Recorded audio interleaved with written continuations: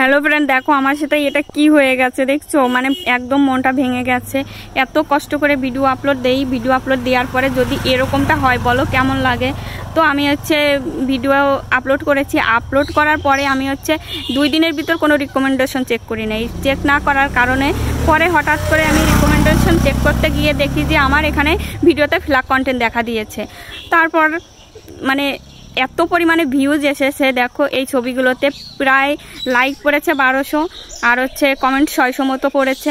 কিন্তু হঠাৎ করে মানে আমি প্রথমে যদি চেক করতাম তাহলে মনটা এত খারাপ হতো না, কিন্তু মানে একদিন পরে যে চেক করার পরে দেখি যে আমার এখানে মানে ছবিতে ফ্ল্যাগ কন্টেন্ট দেখাইছে।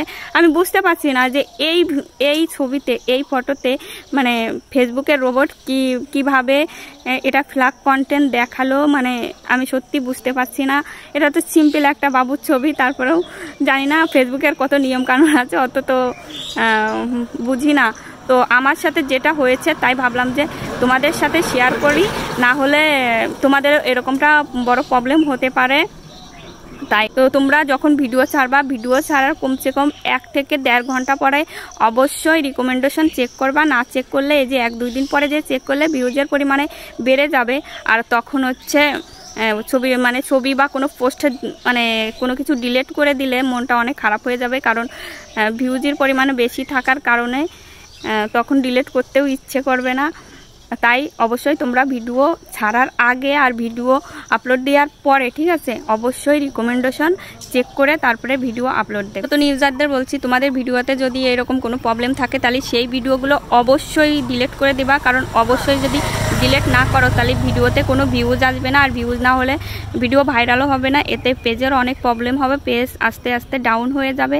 তাই আর কি তোমাদেরকে বলছি, তোমরা অবশ্যই ভিডিও ছাড়ার আগে আর ছাড়ার পরে অবশ্যই রিকমেন্ডেশনটা চেক করে দেখবা, ঠিক আছে, না হলে এই যে আমার মতো এরকমটা প্রবলেমে পড়তে পারো।